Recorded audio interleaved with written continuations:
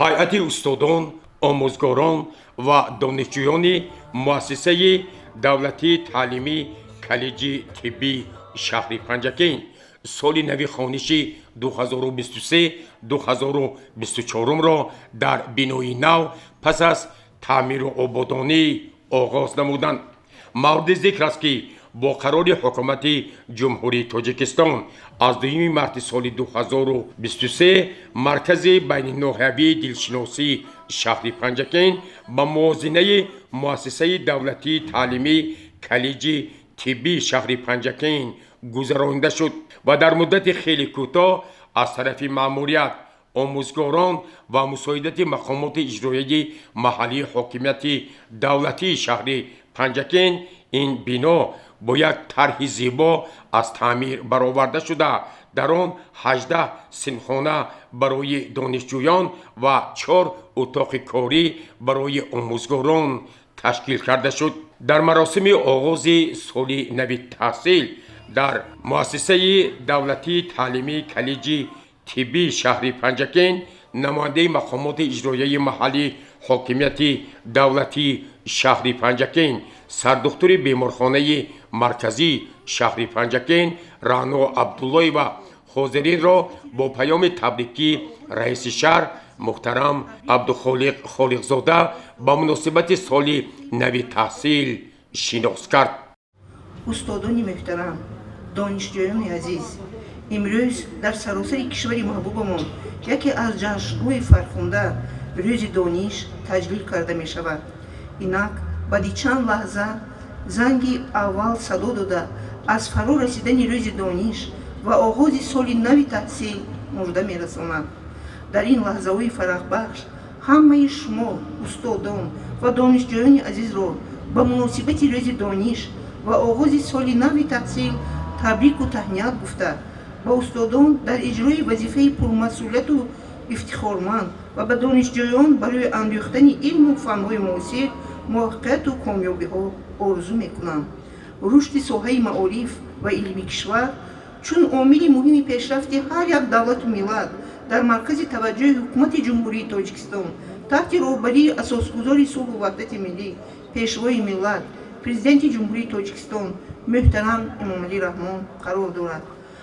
мақомоти иҷроии маҳаллии ҳокимияти давлатии шаҳри Панҷакин ҳамеша таҳти ин сиёсати маърифатпарваронаи сарвари давлатамон ҷаноби олӣ муҳтарам Эмомалӣ Раҳмон ва ҳидояту раҳнамоиҳои раиси вилояти Суғд, муовини аввали раиси маҷлиси миллии маҷлиси олии ҷумҳурии Тоҷикистон муҳтарам Раҷаббой Аҳмадзода амал намуда баҳри пешбурди соҳаи маориф, таъмиру таҷдиди муассисаҳои таҳсилоти олӣ ва миёнаи касбӣ, бунёди мактабҳои нав ва фароҳам овардани шароити мусоид барои фаъолияти босамару устодону омӯзгорон ва таълими хонандагону донишҷӯён саъю кӯшиш талош мекунанд.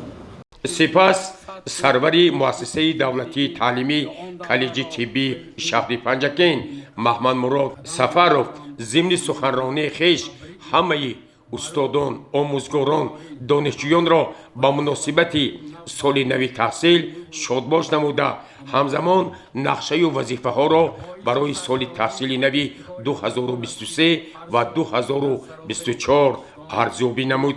фарорасии рӯзи донишро ки соли нави таҳсил бо ин санаи фархунда оғоз мешавад, ба ҳамаи шумо устодону донишҷӯён ва хосан муассилоне ки бори аввал ба остонаи ин боргоҳи муқаддас қадам мегузоранд самимона табрик гуфта бароятон комгорӣ, тавфиқ ва дастовардҳои нав ба нави илмиву эҷодӣ таманно дорам. боиси сарфарозӣ ва ифтихори ҳамагон аст ки ҳар сол дар саросари Тоҷикистон рӯзи дониш ҳамчун санаи гиромидошти илму маърифат ҷашн гирифта мешавад, ки ин гувоҳи равшани таваҷҷӯҳи хосаи асосгузори сулҳу ваҳдати миллӣ, пешвои муаззами миллат, президенти ҷумҳурии Тоҷикистон муҳтарам Эмомалӣ Раҳмон, ҳукумати мамлакат ба аҳли илму маориф мебошад. мо дар оғози таҳсил ҳамчун анъана рӯзи дониш бо дарси сулҳ оғоз мекунем, зеро ин ду мафҳум یعنی دانش و صلح مفهوم‌هایی میباشند که با همدیگر پیوندی ناگسستنی دارند. البته محض ارزش صلح است که ما هموطنان زندگی آرام و آسایشته داریم. باعث فرهمندی است که دولت و حکومت با سروری پیشوای معظم ملت بر رشد و علم و فرهنگ و معنویات جامعه مخصوصاً با تعلیم و تربیت نسل نورز، حفظ اجتماعی آموزگاران، عمل شوی قرار حکومت جمهوری تاجیکستان عاید به مقرر نمودن امتیازها با آموزگاران جوان، منتظم بلند برداشتن مزد مهنت، پیوسته با مکافات‌های دولتی سرفراز گرداندن آموزگاران پیشقدم، تأمین مؤسسه‌های تعلیمی کشور با کادرهای بلند اختصاص اعتبار اولین درجه داده، برای پیشرفت مکتب و معارف و تیار نمودن متخصصان صاحب دانش و ملکی بلند کسبی همه جانبه مساعدت می نماید. با نظر داشتی مهمیت مسئله مذکور، اساسگزار صلح و وحدت ملی پیشوای ملت محترم امام علی رحمان در پیام نوبتیشان ذکر نمودند که دستگیری سایه معارف و بلند برداشتن مقام آموزگار در نوبت اول از آن جهت مهم می باشد که اهل معارف با رشد نیروی انسانی سهم بی‌واسطه داشته یک از قواهای پیشبرنده و فعال جامعه امروزه به شمار می رود. در طول 32 سال استقلالیت کشور عزیزمان کالج به یک قطار دستاوردها نائل گردید. از آن جمله گشادن اختصاص‌های کار مامدایگی، کار فارماسیفتی، کار طبابت دندان، کورس تکمیل اختصاص و بازآموزی برای کارمندان میانه طب، بخصوص همشیرگان شفقت و مامدایه‌ها. اینچنین جهت تطبیق دستور هدایت‌های پیشوای معظم ملت محترم امام علی رحمان تشکیل اختصاص‌های دندانسازی، طبی و تشخیصی، کورس آموزش زبان‌های روسی، انگلیسی خود دلیل گفته‌های بالاست. تعداد آموزگاران اساسی و دو جای کار در دوران استقلالیت از 20 نفر به 280 نفر رسانیده شد. عین زمان آموزگاران صاحب تجربه از آن جمله یک نفر پروفسور عضو اکادمی علم‌های نیویورک صابروف، 4 نفر دارای عنوان‌های علمی صابر و محبت، یونس و مظفره، قادر و خلقیه، سیحونه شفقت‌زاده نامزد علم‌های فیزیک متماتیک می باشند. 2 نفر عنوانجویان مجید و فرزانه، مقصود و فقیرستراف می باشند.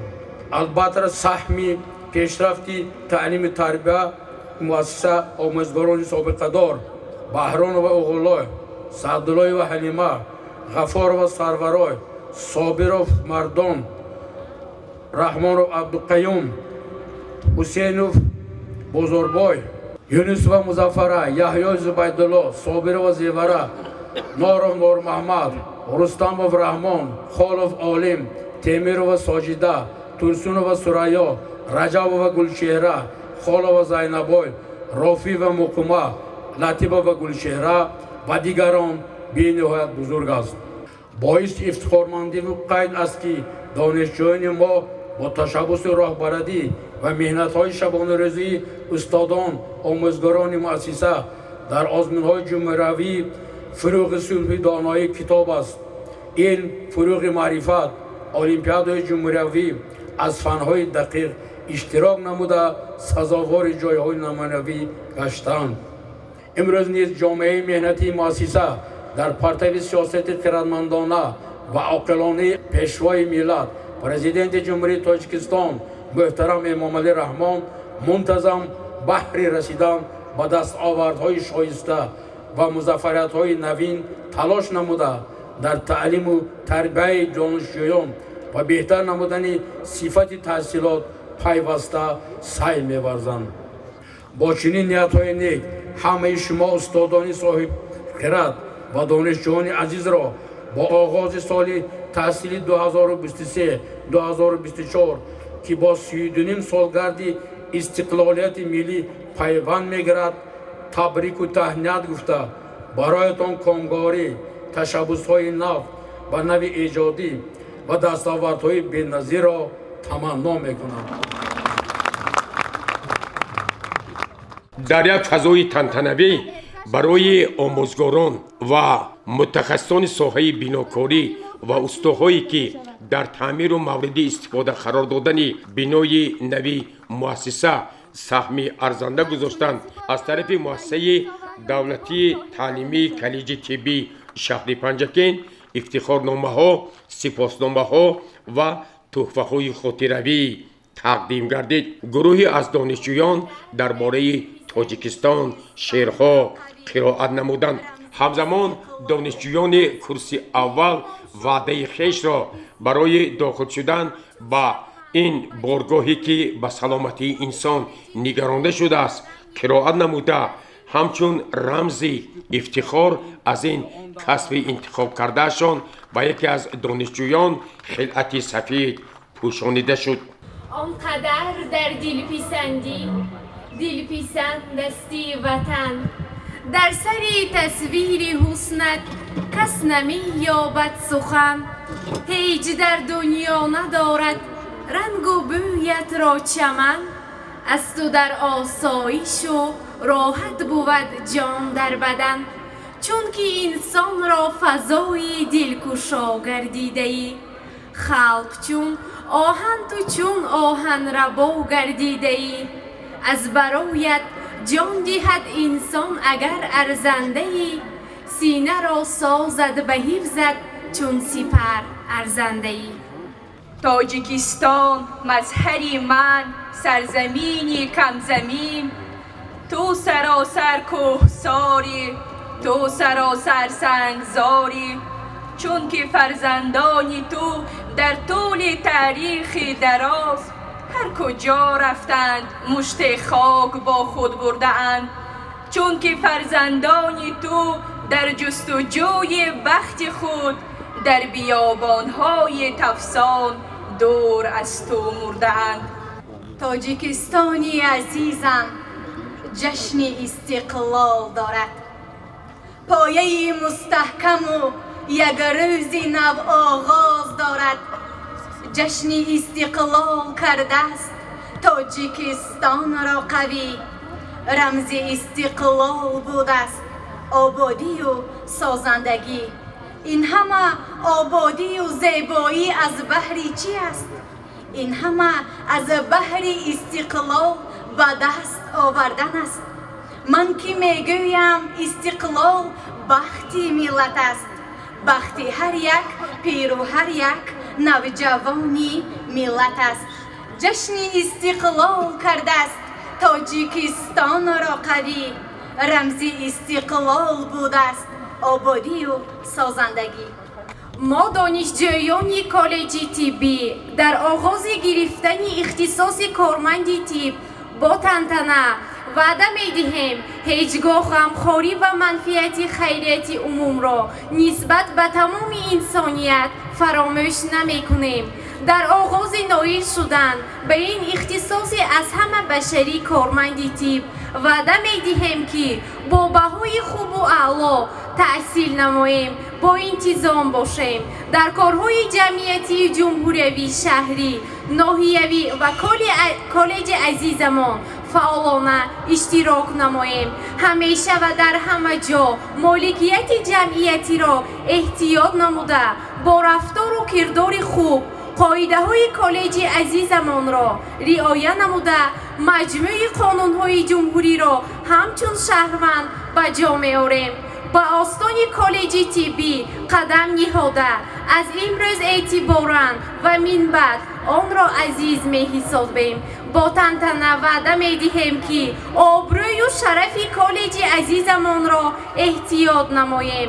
بعد از ختم کالج تمام قوه و مهارت و دانش خود را بهر حمایه و مستحکم نمودن سلامتی خلقمان صافدلانه و از روی وجدان در کجایی که آن را منفعت جمعیتی طلب نماید سفر برنماییم. قسم میخوریم که این وعده را در رفت خانیش تا آخر عمر در دل نگاه داریم.